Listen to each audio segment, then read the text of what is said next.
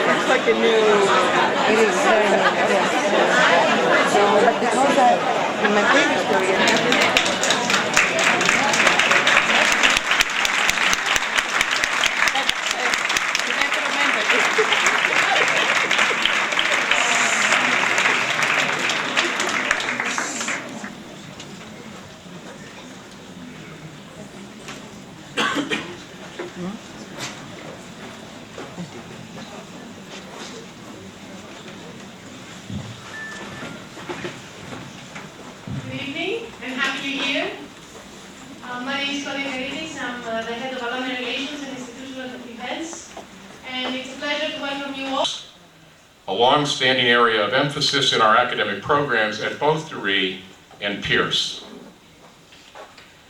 As we look not only to our distinguished past, but also to what we see as a promising future for the college, we expect these themes of service, social contribution, and achievement to play out in even more significant ways. And it is these institutional themes that, in our view, made the selection of Olympia Doukakis as our inaugural presenter in the 135-year lecture series so fitting. Her personal story as a woman of extraordinary achievement not only glitters with celebrity, but also reveals Olympia Doukakis as a person of principle and passion, committed, just as our women founders were, to making a difference in the world. One of the ways Olympia has sought to make a difference and to leave a lasting legacy is through her work as an educator. We are especially pleased that our students, faculty, and alumni will have the privilege of benefiting firsthand from her teaching this week.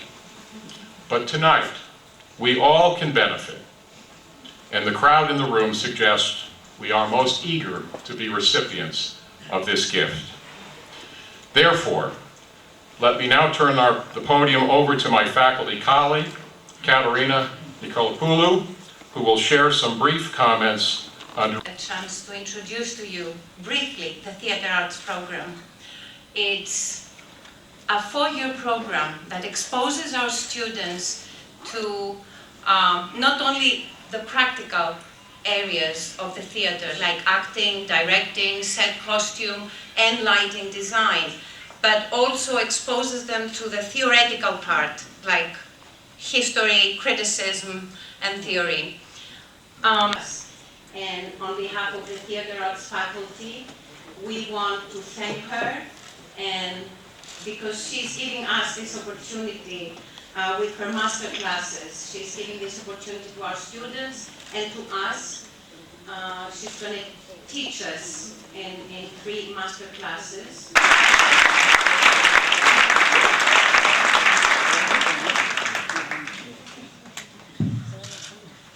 Κύριε Πρόεδρε, αγαπητά μέλη του Υπουργικού Συμβουλίου, καθηγητές και φίλοι, σας καλησπερίζω και εγώ με τη σειρά. Miss Olympia Doukakis, welcome to Greece. It's a great honor for all of us for being here today. There is a woman's story that occurs Miss Doukakis, a story full of strength, beauty, culture, and action. She proves that everyone can find the hope and the joy of life, not only when we succeed, but when the succession is the float to help and to give to people through participation. Ladies and gentlemen, let me say some words about her life. Olympia Doukakis, an actress, producer, director, teacher, activist, and most recently, author with her best-selling memoir, Ask Me Again Tomorrow. She received an Academy Award in the Best Supporting Actress category, the New York Film Critics Award, the Los Angeles Film Critics Award. On the issues of domestic abuse, osteoporosis, senior services, and cholesterol. We know Olympia Doukakis from the theatre. She has received 2 Obie Awards for Bertolt Brecht's A Man's a Man and Christopher Durang's The Marriage of Bette and Boo at Joseph Papp's Public Theatre. Other notable appearances at the public include Sam Shepard's Curse of the Starving Class, Titus Andronicus, Electra, and Peregrine. Doukakis has appeared in over 140 productions off-Broadway and regionally. In 1992, became the recipient of the New Jersey Governor's Walt Whitman Creative Arts Award.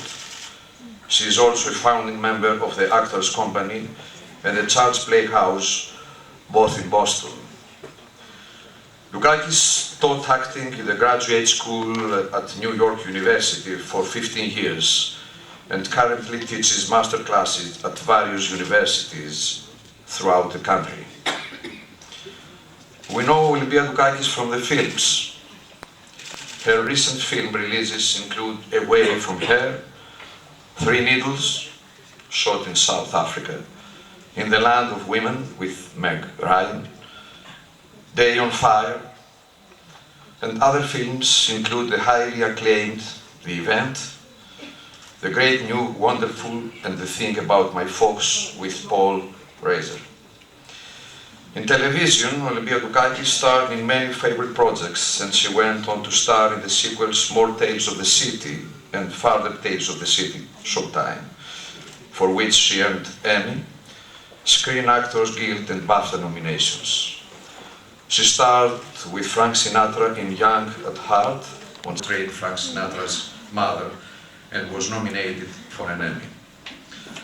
Olympia Doukakis chose to be a fighter in life, as a wife, mother, actress, teacher, as a friend standing by all women. She said sometimes to her books, "The rest of us are still trying to find ways to live in the world with spiritual values, myself included. We've learned certain skills. We have made it over the mountain."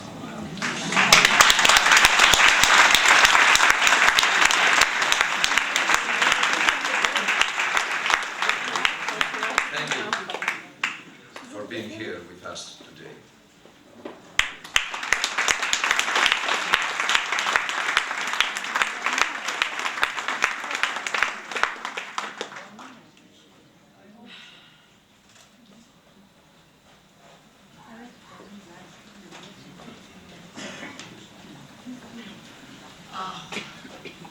who refused to do that, they just went over the mountain. They escaped into certain kind of enclaves and certain kind of communities, and that's where they stayed. So bringing back that phrase has brought back a lot.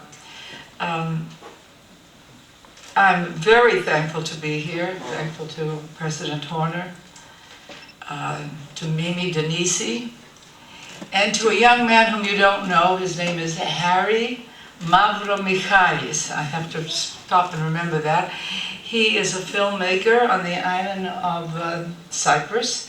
And after I finish here at the college and at Mimi's school, I'm going to Cyprus to do workshops for film directors and actors, which is a course I've taught at NYU 2 or 3 years ago that he heard about. The people have asked me, why have you come? I've come for that.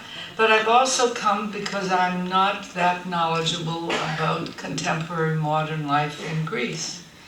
I don't know about the contemporary culture. I probably am much more aware of the classics than I am of what is actually happening today. I was told there were 200 theaters here in Athens, and I said, but can the actors make a living at 200 theaters?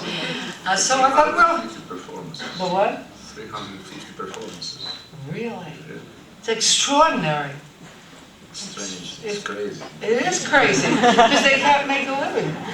That's it. But I mean, that's not very different from New York. We have a lot of theaters there, and a lot of young actors, and also, and, as I was mentioning before, we are 46th or 7th in the world in terms of healthcare. And this, of course, impacts most seriously on women and children in the United States.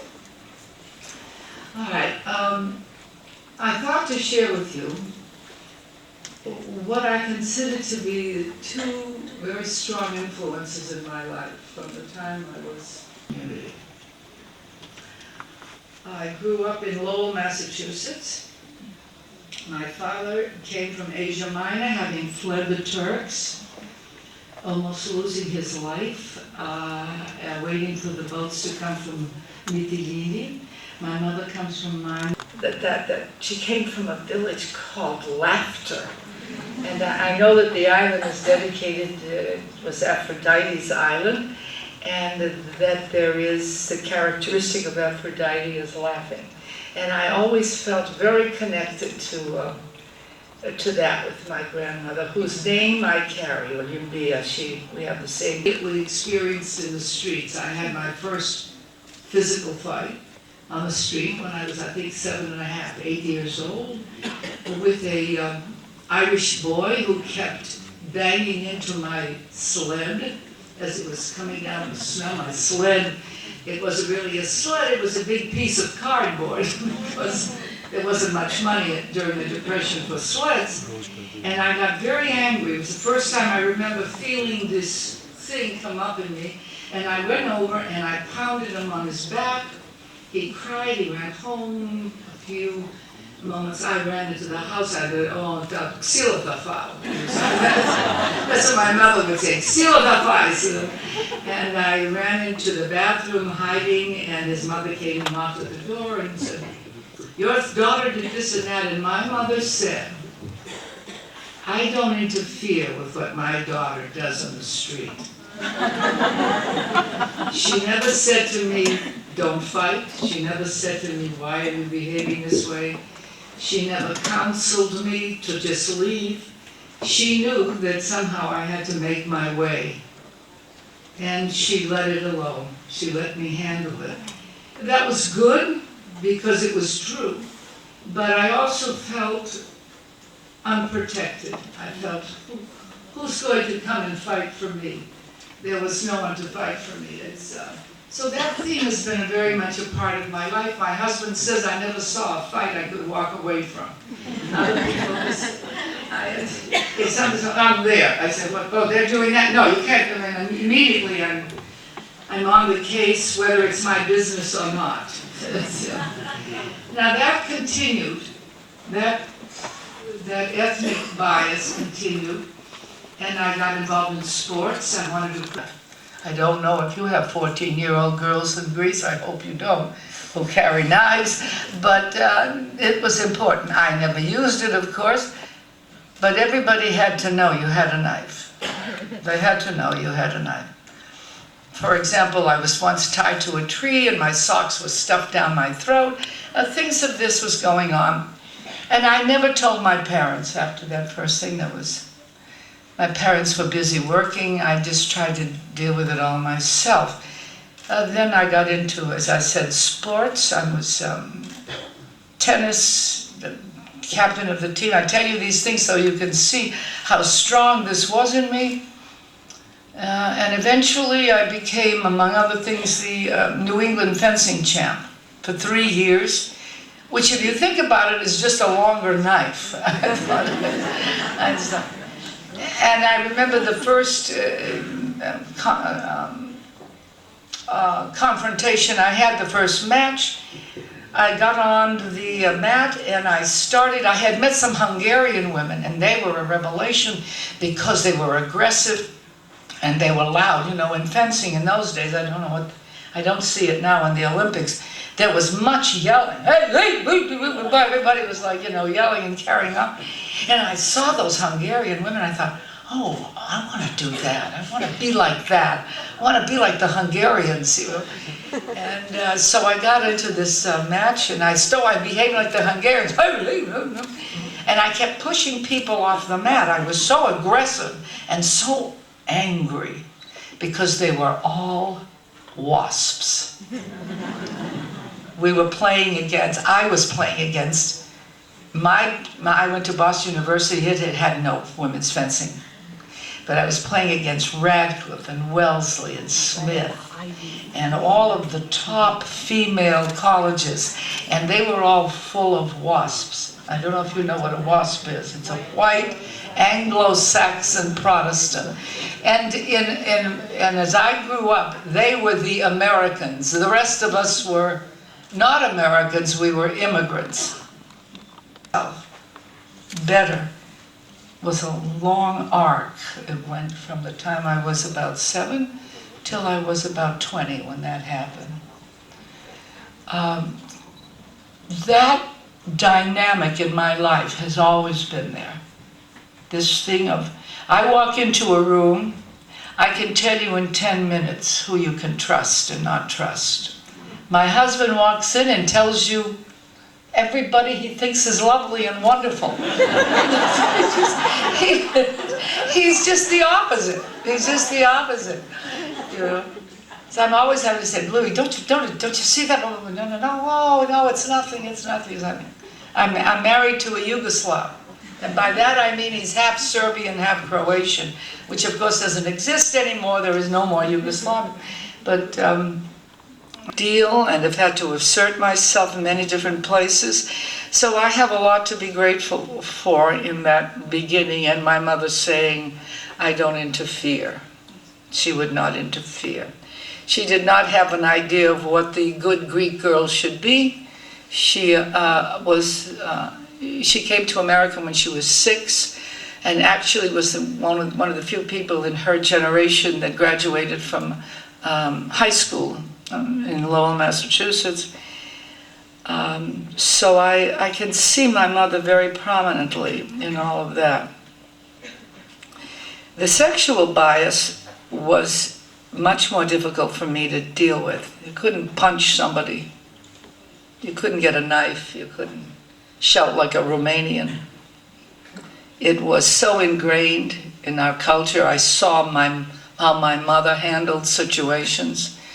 I saw my father, who was the gentlest of people, very erudite gentleman, scholar, speak in ways that hurt me deeply because they were the way in which he spoke to my mother.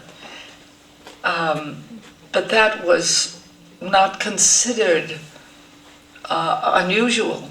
And he always spoke in a soft voice. He never yelled, he never shouted. If my father got angry, he left the house. He never imposed that kind of behavior on us, never. But I saw it in my home, and I was angry at my mother. I wanted her to be different.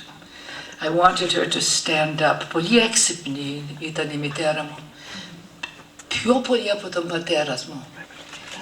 If there were issues and problems in the house, my mother was quick and solved them.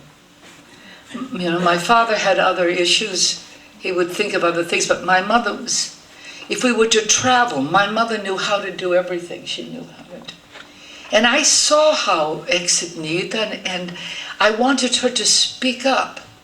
My mother never said a harsh word to my father. My mother was never disrespectful to my father in front of us. What happened behind the doors?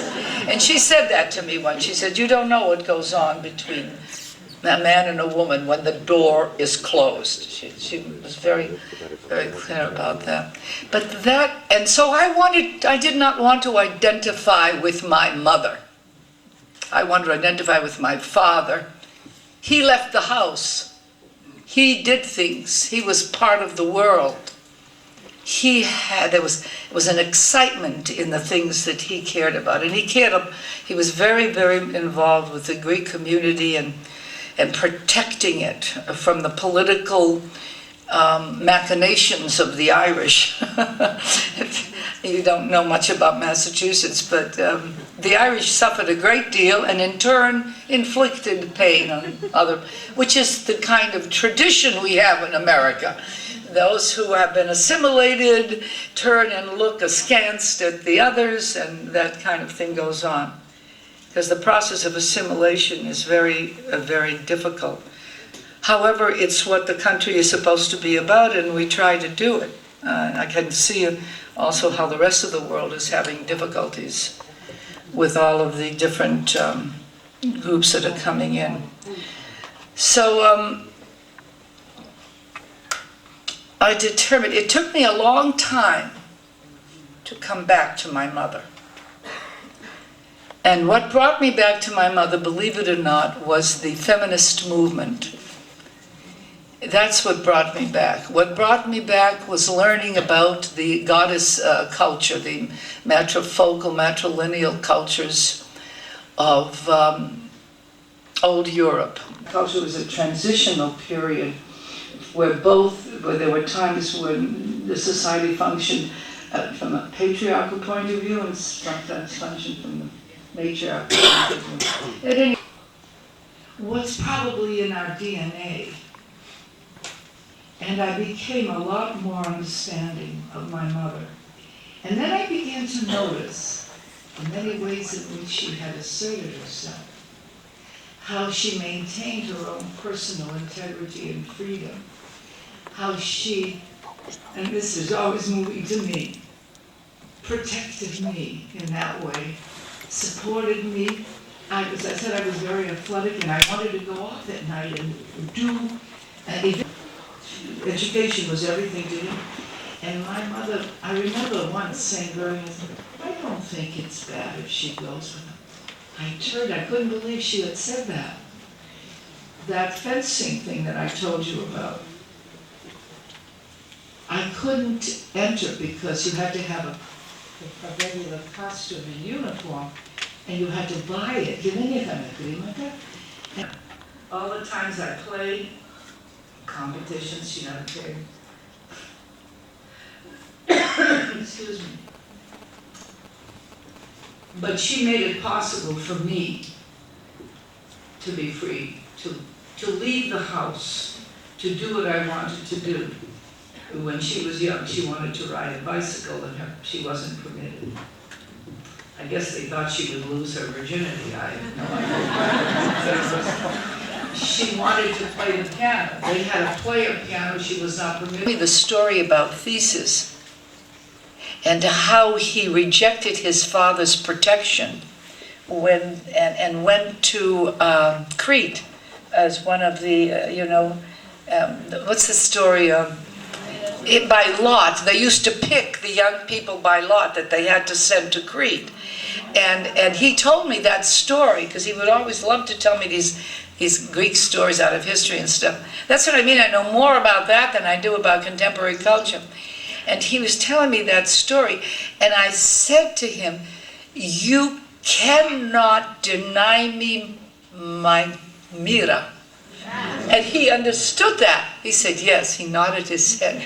Yes, yes. This was mine. This was my struggle. This was my thing. So people say to me, are you influenced by being Greek? I am profoundly influenced, obviously, from what you've heard by being Greek. But the way for me, I realized when I wanted to study acting and theater, I had to separate myself from the Greek community. There was no way I could continue and find my way in that work in the United States and be connected to the Greek community and fulfill all the kind of expectations they have for women and marriage and all of that kind of stuff, which I'm sure you're all very acquainted with and have had your own decisions around and everything. So I think that kind of ends my little presentation to let you know a little bit about the point of view I had and how important it was for me to be independent, I started yet another theater that I ran for 19 years. I started with my husband, but after 4 years, he said to me, I don't want to be a shepherd, I don't want to lead anybody, and he went back into show business, as we call it. So I've continued to create projects for myself, etc. And now I'd like to open it. I know. Thank you for staying. Oh, yes. I'll watch you on TV. Thank you. Better in the parliament. You're better. Thank you.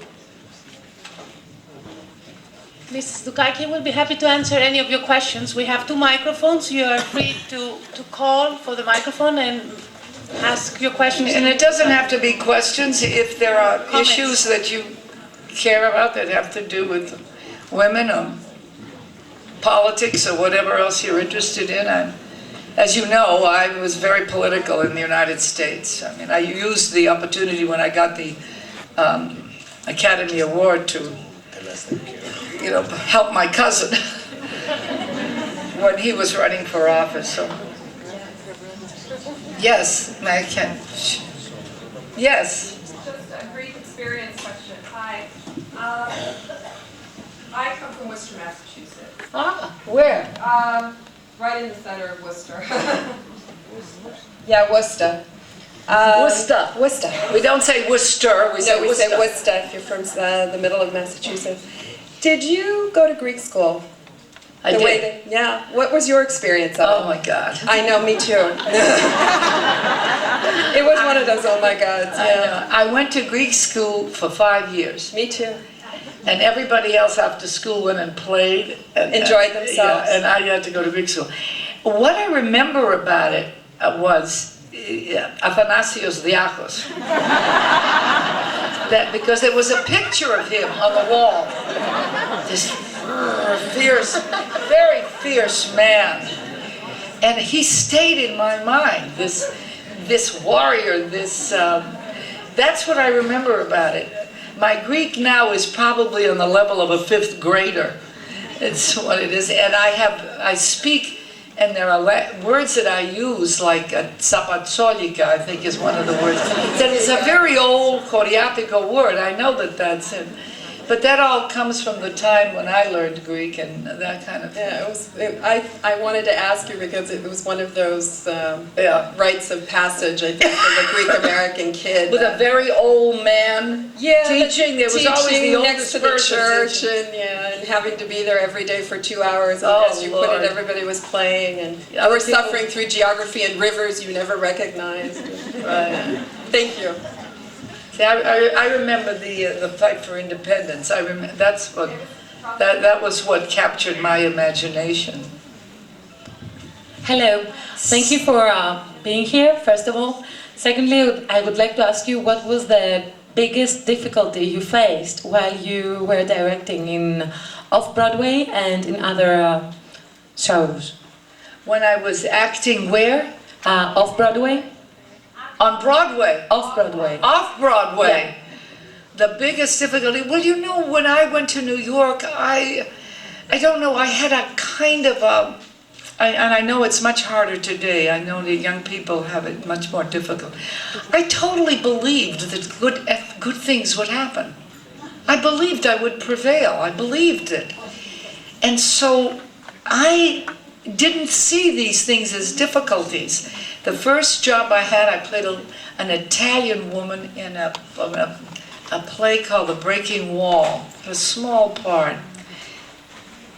But they came to me and they said, if you take care of the costumes, wash them every week, etc., and if you repair the props, we'll pay you $25 a week. So I got $25 a week, but I was lucky because I found an apartment for only $78 a month. That apartment today is now going for $2,000. Of course, they fixed it up. At the time, I was sharing the bathroom with 2 drunken Ukrainians. The bathroom was in the hallway. It was like... These were buildings where immigrants came to, and so they were... So I didn't think that... The beginning was full of... I was naive, I was ignorant, and I thought that I was invincible. I thought I would prevail somehow. The most difficult thing I had was when I was running the theater, and I have 3 children. And that was hard. To leave, to go to the theater, to have one child sitting there like this, another one angry at me. You know, that was the hardest thing, was to... My husband, fortunately, did everything. When I was working, he did everything. When he was working, I did everything. So... Yeah, that's amazing. To have a spouse that helps you a lot is very amazing. That was very important. Yeah, and my second question is, what did you feel when you won the Golden Globe? Well, the Golden Globe, I was told by Norman Jewison I wasn't going to win. He said, oh, you're not going to win the Golden Globe. So I put on an old black dress. It wasn't anything. I didn't get my hair fixed. I didn't have a hairdresser. I did my own stuff, you know, and then it happened. And all I could think of was, oh my God, am I going to look good on camera? That's the only thing I could think of. I was in New York for 2.5 years, and I was working for an actor's publicist. I'm not going to say the actor's name, he's famous. And we've been working for his film, which was nominated for the Golden Globe. And I was feeling so anxious about the results. He won the Golden Globe. He didn't win the Oscar. He won the Golden Globe. But until that time, I was always, anticipating and helping and trying to promote it. Well, you know, I was older when all that happened. You had no publicists, right?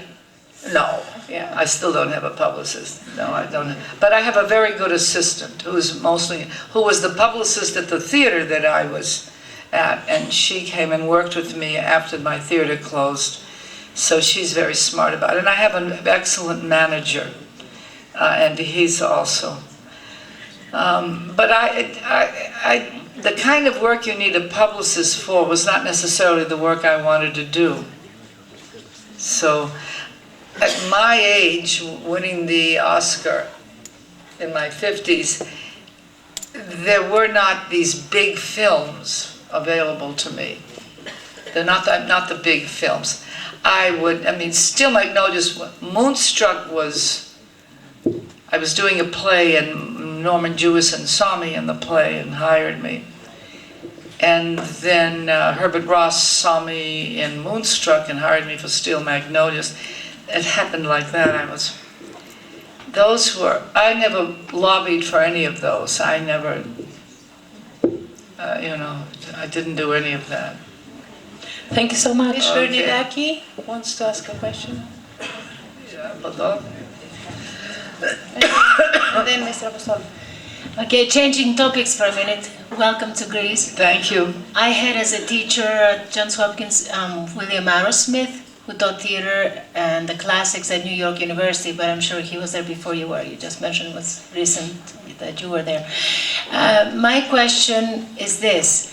What do you think of the new president of the United States in terms of human rights, especially health insurance? How do you predict that whole thing is going to work or be received? I lived in the States for 22 years too, so sharing a lot of your experiences from various perspectives. I'm very interested in knowing what you think in terms of the future of the US in relation to social policies. With whom? In relation to social policies, human rights, and other things. This is a mammoth question, Thank you you. understand. We're not You going to can be able to answer as answer much this as you question. Let me just say, Obama is the first American president who actually spoke about the Armenian genocide in Turkey. I think that... What? No, he's not finished with it. But when you think that never before has that happened, you know, I'm a very good friend of Peter Balakian, who, do you know Peter Balakian? Ah, and he's a wonderful poet and writer. And he's a leader in the Armenian community. The Greek community is not organized in that respect, the way the Armenians are getting organized. And he said it. We were at he's had this new book, Golgotha, which is something, you know that book? Yeah. His great uncle, wonderful, a priest and an intellectual, wonderful, horrible book. I don't know why I say it's wonderful. It is so painful to read. It's this thick and everything else. And he had a book signing in New York, and I went, and somebody got up and complained about Obama, and he said in a very convincing, he's the first American president who has said to the Turks, this has to be resolved. We have to pay attention to that. But that was like amazing. Amazing. I found that amazing. So go back into Obama. So the fact that he said that. Now, apropos of all of that, that was not in the American newspapers. Didn't get into the newspapers. We didn't. I looked for it, and it was. So it was interesting to me that, you know, the kind of stuff that they have to deal with. The healthcare is a very difficult thing. I mean, there's a lot of polarization in the United States. It's similar, I understand, from talking to Giannis about what's happening here in Greece. Very polarized. We have, the opposition is in America unreasonable, totally unreasonable, it seems to me, and wanting only to see Obama fail. They want him to fail. Of course, if he fails, what does that mean for the American people? But that doesn't matter. They're so hungry for political control that they want to see his efforts fail. We have 40 million people without health insurance in the United States. That is horrible. It's a horrible statistic. Something has to be done about that. Hillary Clinton tried when her husband first went in. I don't know if you remember. They reduced her. They told her she should be in the kitchen baking cookies and things like that. I mean, it was you remember that. It was on some of. So the fact that we've come this far, that it's even being debated, because the lobbying is terrible. The pharmaceuticals, the insurance companies, they're all out there. Sir. I'd just like to tell you a couple of things. I'm Professor Spiro Apostel of Western University. I know Olympia for 30 years. And I want to tell you how we met. I also was in Montclair, and I had just moved in. And somebody said, there's the whole theater company. It's a pretty good, why don't you go? Okay, I go. the Trojan woman. I didn't know who was playing, I knew nothing, I just went. I was stunning. It was this lady. Amazing. So after that, I met Olympia, and she's as dynamic as she told you. Actually, the whole family. Her husband, Louis, which is a wonderful human being, and we have been friends, we were friends, we haven't seen for many years. They moved away from Montclair, and they are in the city. She doesn't know that I come and go to the city now. I live half of my time in Greece. Another event when she got her Oscar. And in the very beginning, I used to take Olympia, and everybody wanted to have Olympia make a presentation and say something. So Olympia said to me, you know, Spiro, I've been so many years a professor at NYU. Nobody wanted me to know how I think about anything. Now, everybody wants to know what I think about everything. You remember that? Okay. It's wonderful to see Olympia. Thank you, She's Spiro. charming, and she's an outstanding lady, and I call your mother. Your mother was also My mother was still alive lady. then, yeah. Yes, you know, so, okay. Thank you, Spiro. Nice seeing you. Appreciate it, thank you.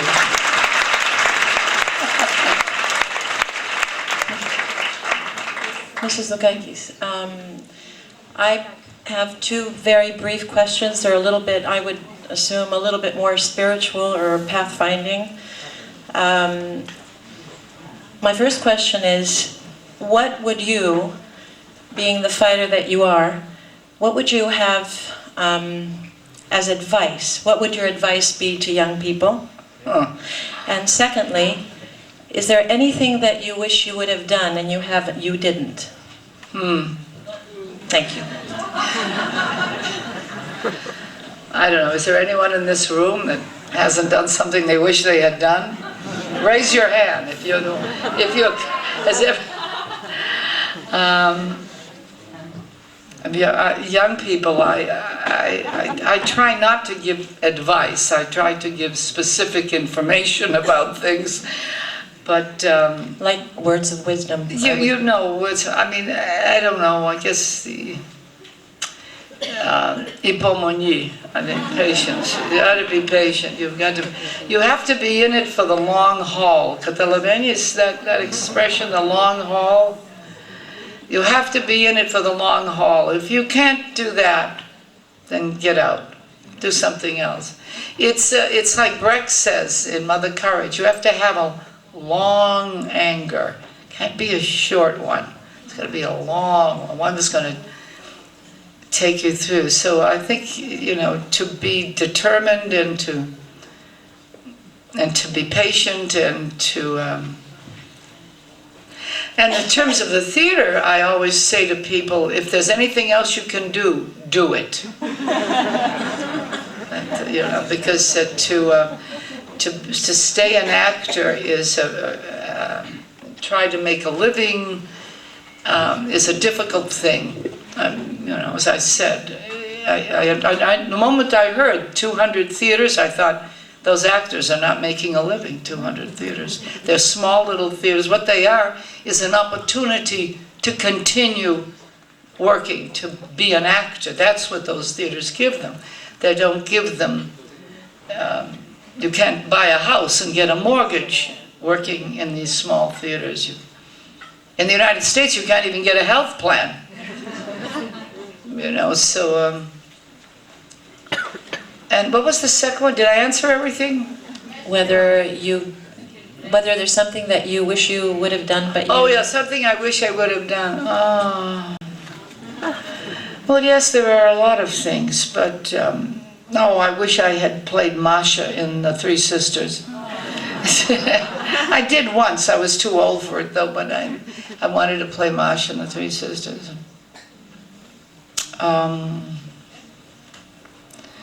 There are a lot of things. I wanted to play the piano more, I want to spend more time on the piano. I wanted to write more. There are a lot of different things that, but I became so caught up. If I wanted to do theater, If I wanted to play, my dream was always to play the big parts. If I wanted to do that, I had to make my own theater. Now, in the United States, that means you have to go and raise the money, so I was constantly walking around.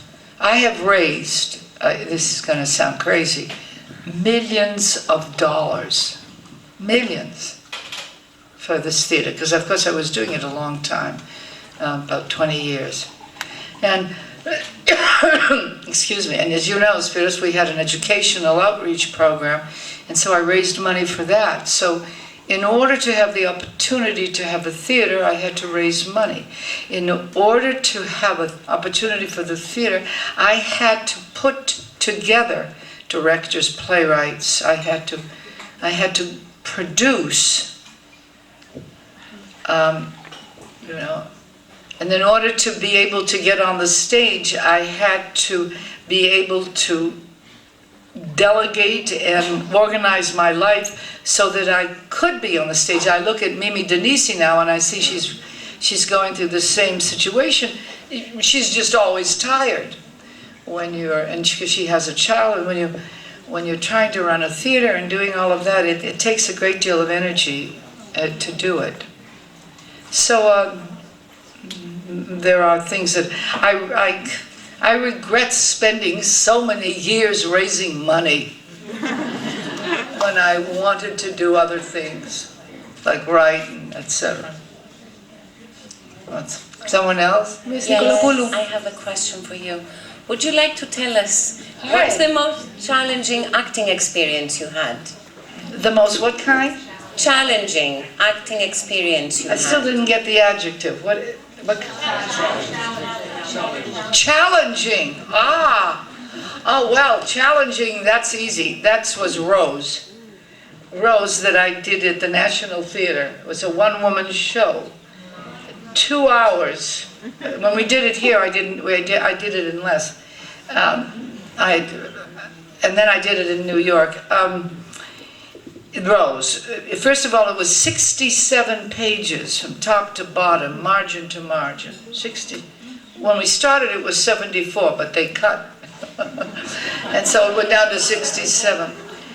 And many times I got discouraged and I would try to learn it. I studied for about 4 months before I went to London, and I would jump up and I would say to my husband, that's it, I'm going to call up my manager. I'm going to say, I can't do this. Nobody can do this. This is impossible. And my husband said, well, maybe you ought to wait until tomorrow morning. See how you feel when you wake up. And so the next morning, of course, I was, wanting to go. So the challenge of just learning the damn thing was just incredible. Then, as we worked on it, I realized I had to hold it. I had to hold the life of this woman for 2 hours and the journey she takes there. And I thought, how am I going to hold it? There was a period there around the second week when I realized, I don't think I can do this. And I think of myself as someone who has a lot of emotional capacity. But I wasn't at all certain. I thought, how am I going to help myself? And then I thought, I should go hear some Mahler. Especially the last movement, if you are, if those of you who are fond of Mahler. The last movement, he holds, the orchestra and the conductor hold. The whole symphonies are that way, but they hold that long line of pain that's there. It was amazing. And so every Mahler, I went in London, I found where Mahler was being done. There were like 3 of them. I went and I heard them and I sat there and I watched the conductor and the musicians, and I saw them doing it, and I thought, if they can do it, I can do it. I can do this. Look at, they're doing it, I can do it. But that was a really challenging, very challenging to do that. And when I opened the show, I don't know that I did it well, but as time went on, I got better at it. that kind of thing. And I do it now, we did it in New York, but now I go around the United States, but I do an abridged version. I do about an hour and a half. Instead of 2 hours, I do about an hour and 30 minutes, and without intermission. In London we did it, in Boston, in New York we did it with intermission. But that changed me. That show changed me. The third thing about that show that changed me was the audience. I had to talk to the audience for 2 hours. There was nobody else. Go through incredible experiences. You see, now I'm talking to you now, and you're nodding your head. You're saying, I understand, I know what's happening to you as a human being. And that's what I began to see. Not people judging me. People going, I see that. They're listening to me. I saw that the audience met me with their humanity. And I became comfortable. That's why I can be this comfortable talking to you, because of that play. I feel like I'm in a room with people who have had very similar experiences as my own. Maybe not the details are not the same. You didn't come from Lowell, Massachusetts. Maybe you did fence. You did other things. But I think everybody has their own story. And do you know the wonderful poem by Lorca? Oh, I love this. This is when I ran the theater. I had it on the wall in my office. The poem, the song, the picture is water drawn from the well of the people and should be given back to them in a cup of beauty, so that in drinking they will know themselves. And that play made that poem real for me, because I saw that coming back at me. So every night I went out, and not that I didn't get nervous and scared, I did. But after just a few minutes, I felt the audience there with me, and I was able to continue. And some laughed more than others, and some I've heard crying more than others, and stuff like that. But it was, that was not only the most challenging, but I grew the most as an actress. In that one particular, I mean, I grew other places too, but that one was very, it shook me. It shook me. Thank you. Yes, I would like to ask you two questions. First, it looks like that you have reached the American dream, and congratulations for this. I wanted to ask, is there still an American dream in America with all this crisis? Right. And especially for immigrants. And the second question is, you said that you have been inspired by the feminist movement. That what? You've been inspired by the feminist movement? Oh, yes, of course. Of the 70s and 80s. Are you still inspired or not anymore? Well, I tell you, to answer the last part, I have friends, women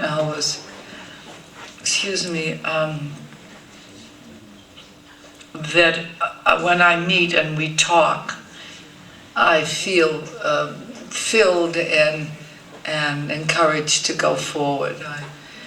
There's a woman, Eleanor Gaydon, who teaches at Brandeis and has been in India for 5 years, researching the goddess in Indian villages. And there's a woman called Christina Biaggi.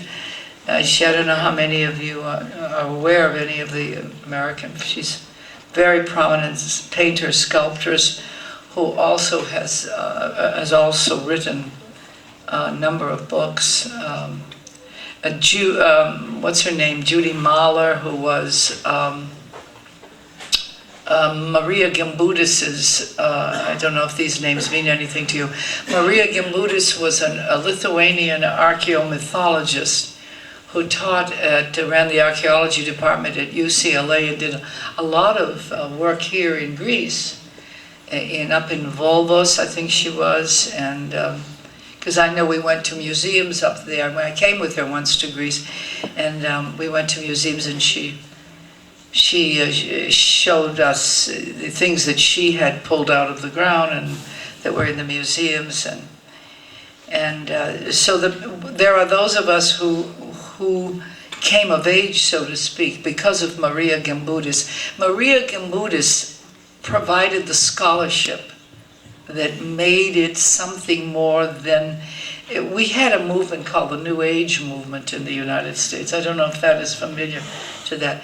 That New Age movement, I think, was good for people, but it didn't, for women especially, but it didn't anchor it in scholarship. It was a little, for me it was frivolous. I couldn't.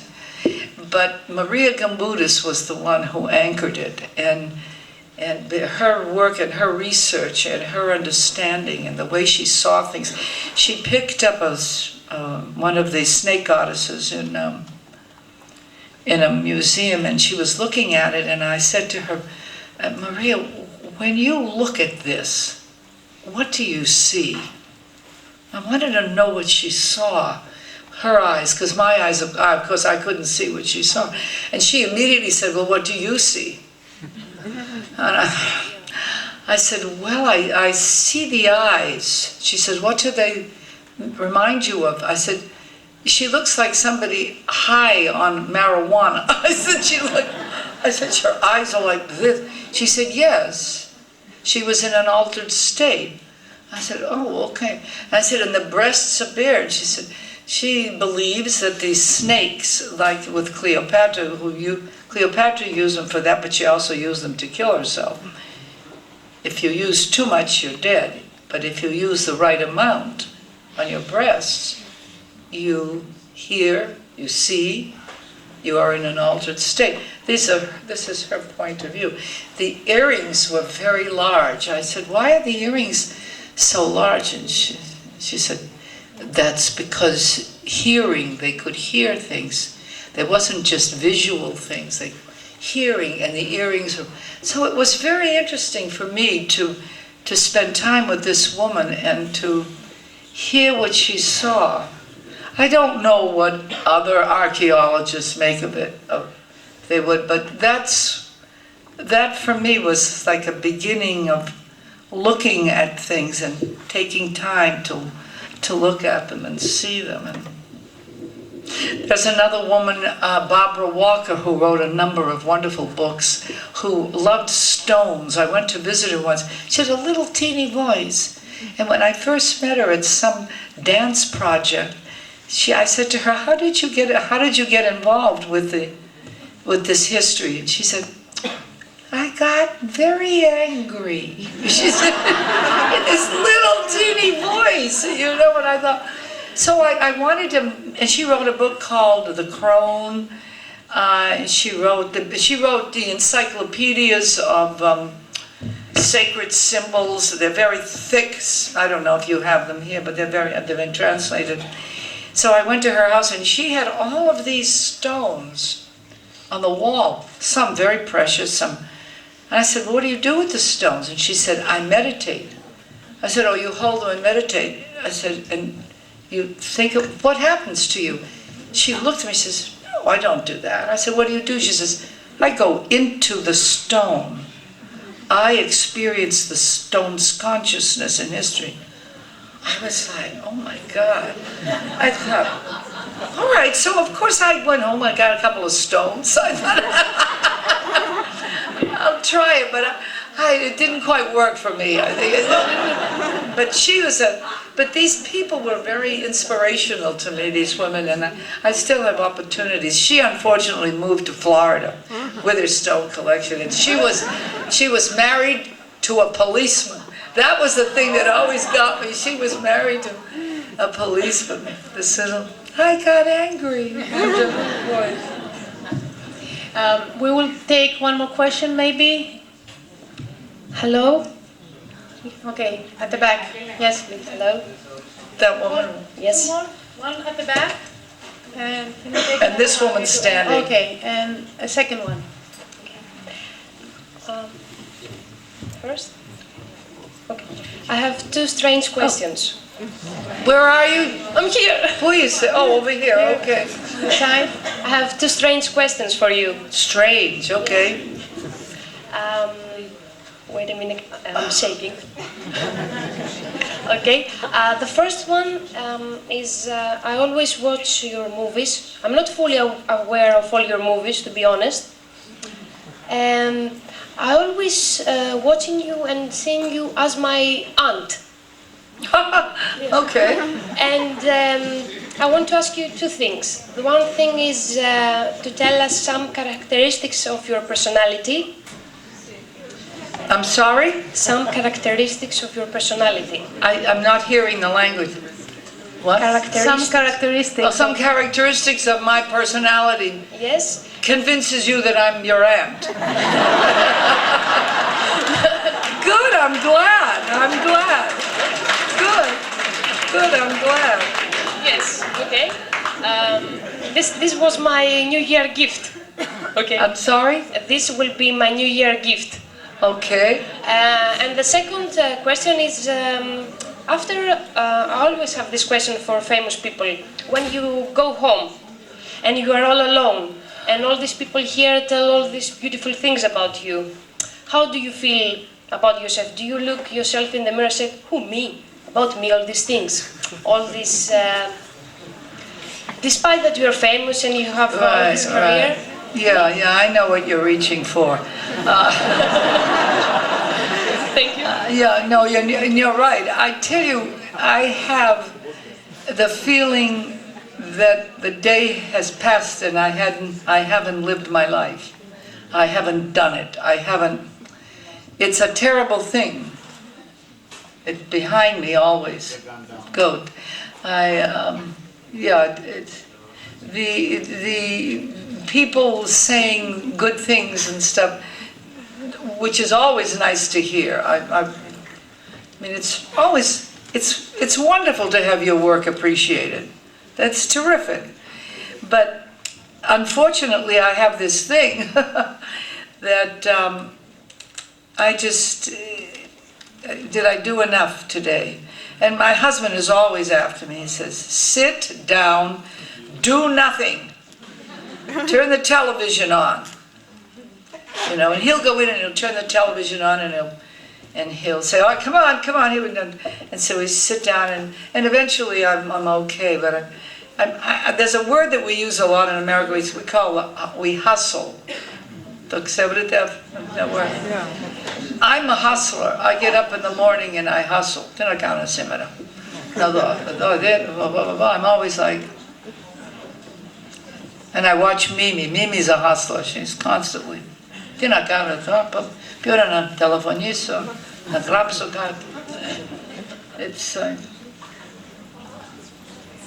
So it's pleasant when it happens.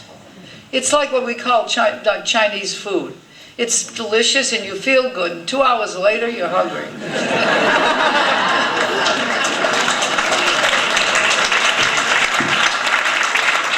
One final question at the back. Well, right now, after that question, I think that should have been the last one. But, I mean, it was really nice. And I just wanted to ask you mentioned your background and ethnic difference from other people, and then your sexual, of course, identity. And then I saw that you participate in women's organizations about empowerment. And the question is this. You said that you were a strong character and you actually wanted to break free of that particular ethnic background or that small community. What would you say, participating in these organizations, about women who want to be empowered in one way or another, but actually do not want to be westernized, or they do not want to break completely free from their cultures? How would you empower them? First of all, everyone should do exactly what they want to do. No one should tell them, this is wrong, you can't be, you should do this, you should do that. How would they empower themselves? I have no idea. I think it's a journey everyone takes. There's a wonderful Sumerian myth, the descent of Inanna. I don't know how many of you know it. Inanna is, what? Do you know this myth? It's a wonderful myth. I use it in my work. Inanna has prevailed in the world above, in the world of men. And then one day she hears her sister's voice, and her sister has been assigned to the underworld. When the female sacred identity got divided, the one that works hard and is in the world above was acceptable to men. The other one that knew the mysteries, the dark one, was sent below. And women grow up silencing that voice. And this wonderful piece of this material that comes from the Sumerians is about the moment in life when women hear their sister's voice and decide to go down. And Inanna, and her sister is named Ereshkigal. Ereshkigal sits there naked eating dirt. She's very angry because she has she's been betrayed. I betrayed that part of myself when I said, in order to get ahead and prevail, I have to figure out how to live in the world of men. And you do a lot of things to do that. You please, you seduce, you impress, you do a lot of things. You make yourself a companion, you find ways to do it. Meanwhile, there's this other voice that is silenced. So how we all reach that empowerment of where you can stay within cultural demands and still connect with that voice. Because what happens to Inanna, she goes down and she wants to have what that sister has. That sister holds the mystery of life and death. That mystery is the mystery of transformation, that we are constantly transforming, that we hold contradictions rather than we hold chaos and order, we hold darkness and light.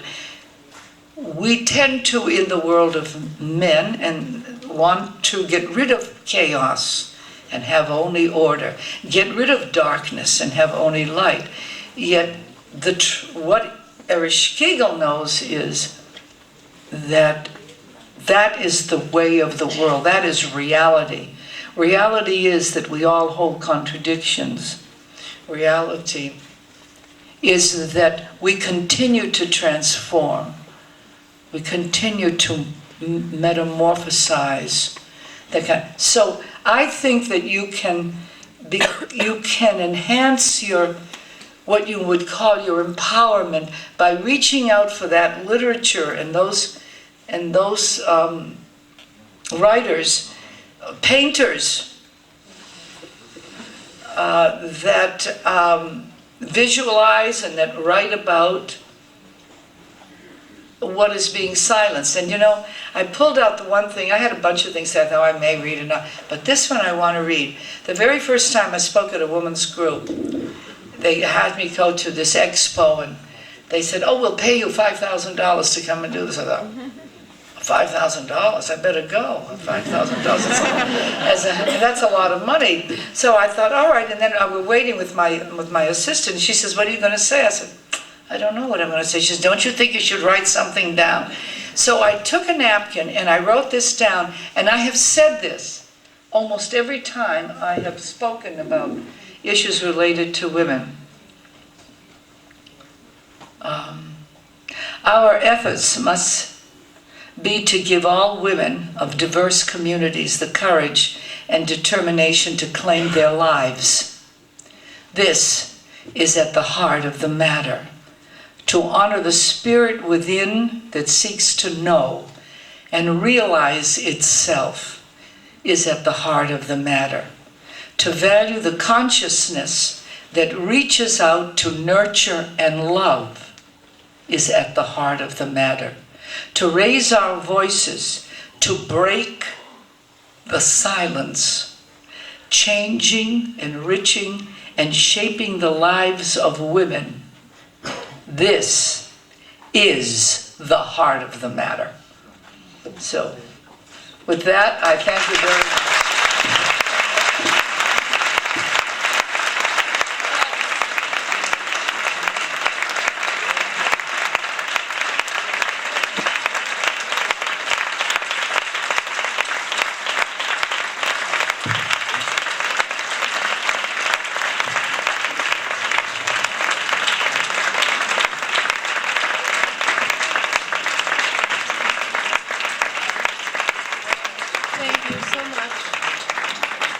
Thank you so much, Ms. Doukakis, for sharing. Your program.